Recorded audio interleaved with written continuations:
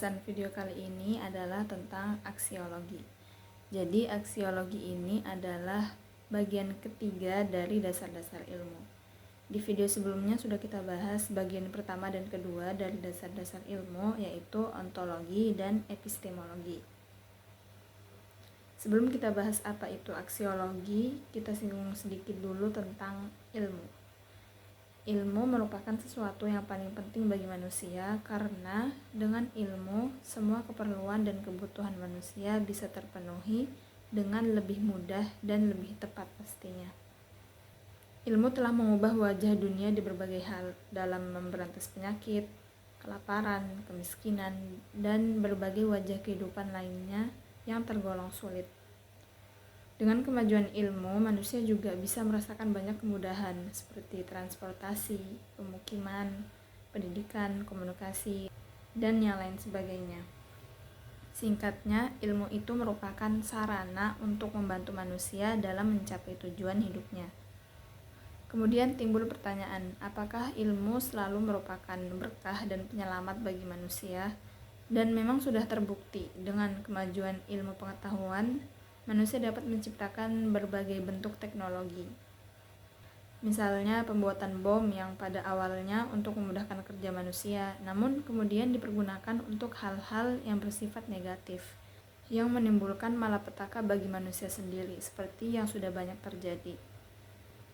Nah, disinilah ilmu harus diletakkan secara proporsional dan dijalankan sesuai nilai-nilai kebaikan dan kemanusiaan.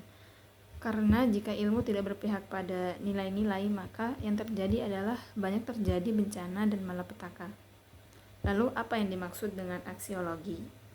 Apa hubungannya dengan perihal bom yang tadi kita bahas? Ada beberapa definisi tentang aksiologi. Di antaranya, yang pertama, aksiologi berasal dari kata axios dalam bahasa Yunani yang artinya nilai, dan logos yang berarti teori. Aksiologi artinya teori tentang nilai. Definisi yang kedua, arti aksiologi yang terdapat dalam buku Filsafat Ilmu Sebuah Pengantar Populer karyanya Jujun Surya Sumantri mengartikan bahwa aksiologi adalah teori nilai yang berkaitan dengan kegunaan dari pengetahuan yang diperoleh. Yang ketiga, definisi aksiologi menurut Bramel. Aksiologi terbagi dalam 3 bagian menurutnya. Pertama, moral conduct atau tindakan moral. Bidang ini melahirkan disiplin khusus yaitu etika. Kedua, aesthetic expression yaitu ekspresi keindahan. Bidang ini melahirkan keindahan. Yang ketiga, socio-political life yaitu kehidupan sosial politik yang akan melahirkan filsafat sosiopolitik. Definisi yang keempat, dalam Encyclopedia of Philosophy dijelaskan aksiologi disamakan dengan value atau valuation. Value and valuation terbagi menjadi 3 bentuk.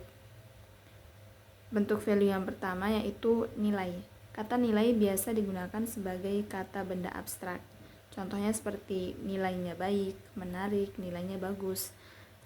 Sedangkan dalam pengertian yang lebih luas, nilai sebagai tambahan segala bentuk kewajiban, kebenaran, dan kesucian. Teori nilai atau aksiologi adalah bagian dari etika. Lewis mengatakan bahwa nilai itu sebagai alat untuk mencapai beberapa tujuan, sebagai nilai instrumental atau sesuatu yang menjadi menarik, kemudian sebagai nilai inherent atau kebaikan, contohnya estetis dari sebuah karya seni, kemudian juga sebagai nilai kontributor atau nilai yang merupakan pengalaman yang memberikan kontribusi. Bentuk value yang kedua yaitu nilai sebagai kata benda konkret. Contohnya ketika kita menyebutkan sebuah nilai atau nilai-nilai, jadi merujuk ke sesuatu yang bernilai. Contohnya, nilainya barang ini berapa, nilai dia, dan sebagainya. Bagian ketiga dari value yaitu nilai juga digunakan sebagai kata kerja. Contohnya memberi nilai dan dinilai.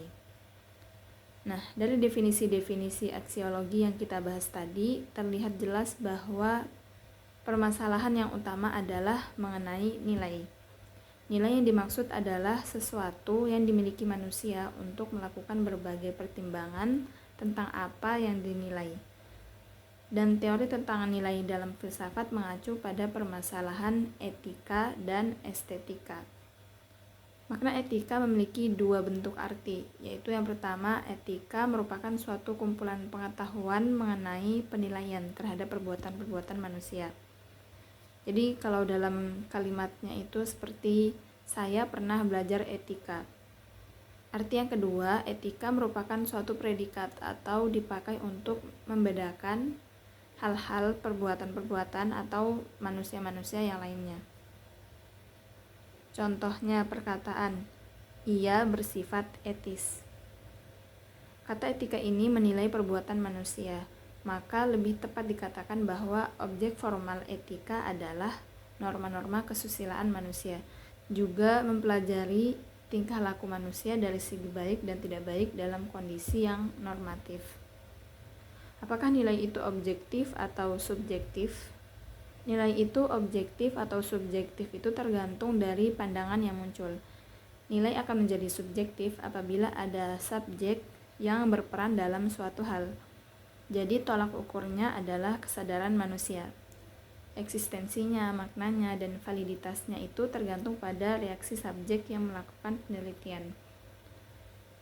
Dengan demikian, hasil nilai subjektif selalu mengarah kepada suka atau tidak suka, senang atau tidak senang. Misalnya, seseorang melihat matahari yang sedang terbenam di sore hari, maka timbullah rasa senang karena melihat betapa indahnya matahari terbenam. Nah, ini merupakan nilai yang subjektif dari seseorang. Jika dibandingkan dengan orang lain, maka akan memiliki kualitas atau pandangan yang berbeda-beda. Kemudian, nilai objektif. Nilai itu objektif jika tidak tergantung pada subjek atau kesadaran yang menilai. Nilai objektif ini muncul karena adanya pandangan dalam filsafat tentang objektivisme. Objektivisme ini beranggapan pada tolak ukur suatu gagasan berada pada objeknya, yaitu sesuatu yang memiliki kadar secara realitas benar-benar ada. Jadi nilai di sini tidak tergantung pada pendapat individu, tergantung pada objektivitas faktanya, jadi sesuai bendanya. Kemudian bagaimana dengan ilmu dalam ilmu pengetahuan? Seorang ilmuwan haruslah bebas dalam menentukan topik penelitiannya, bebas dalam melakukan eksperimen-eksperimen. Karena kebebasan inilah yang nantinya mengukur kualitas kemampuannya. Bagi seorang ilmuwan, kegiatan ilmiahnya dengan kebenaran ilmiah itu sangat penting. Dan kemajuan ilmu pengetahuan telah menciptakan berbagai bentuk kemudahan bagi manusia. Namun, apakah hal itu selalu demikian? Bahwa ilmu pengetahuan dan teknologinya merupakan berkah dan penyelamat bagi manusia, terlepas dari malapetaka dan kesengsaraan. Dan memang dengan jalan mempelajari teknologi seperti pembuatan bom atom, manusia bisa memanfaatkan wujudnya sebagai sumber energi bagi keselamatan manusia. Tetapi di pihak lain, hal ini bisa juga berakibat sebaliknya. Kemudian timbul pertanyaan, bagaimana dengan teknologi yang mengakibatkan adanya dehumanisasi atau perilaku merendahkan seseorang secara tidak manusiawi? Apakah ini merupakan masalah kebudayaan ataukah masalah moral? Dihadapkan dengan masalah moral dalam eksis ilmu dan teknologi yang bersifat merusak, para ilmuwan ini terbagi dalam dua golongan pendapat. Golongan pertama berpendapat bahwa ilmu harus bersifat netral terhadap nilai-nilai, baik itu secara ontologis maupun aksiologis. Jadi dalam hal ini ilmuwan hanyalah menemukan pengetahuan dan terserah orang lain untuk mempergunakannya, apakah dipergunakan untuk tujuan yang baik ataukah untuk tujuan yang buruk. Golongan kedua berpendapat bahwa netralitas ilmu terhadap nilai-nilai hanyalah terbatas pada metafisik keilmuan, sedangkan dalam penggunaannya haruslah berlandaskan nilai-nilai moral. Golongan kedua ini mendasarkan pendapatnya pada beberapa hal. Yang pertama, secara faktual ilmu telah digunakan secara destruktif oleh manusia, yang dibuktikan dengan adanya dua perang dunia yang menggunakan teknologi-teknologi keilmuan. Yang kedua, karena ilmu telah berkembang dengan pesat dan makin esoterik atau makin misterius, dan kaum ilmuwan lebih mengetahui tentang eksistensi yang mungkin terjadi bila terjadi penyalahgunaan.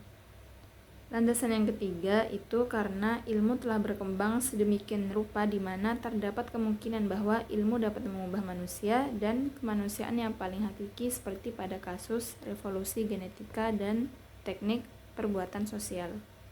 Maka golongan kedua berpendapat bahwa ilmu secara moral harus ditujukan untuk kebaikan manusia tanpa merendahkan martabat atau mengubah hakikat kemanusiaan.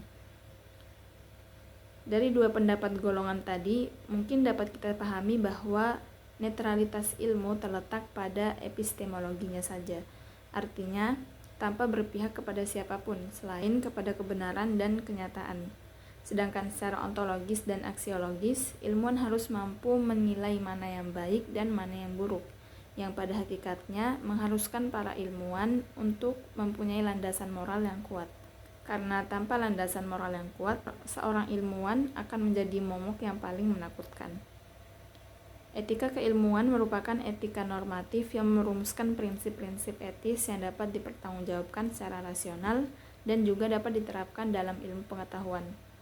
Tujuan etika keilmuan adalah agar seorang ilmuwan dapat menerapkan prinsip-prinsip moral dan menghindarkan hal buruk dalam perilaku keilmuannya, sehingga ia dapat menjadi ilmuwan yang mempertanggungjawabkan perilaku-perilaku ilmiahnya. Sekian untuk video materi epistemologi kali ini.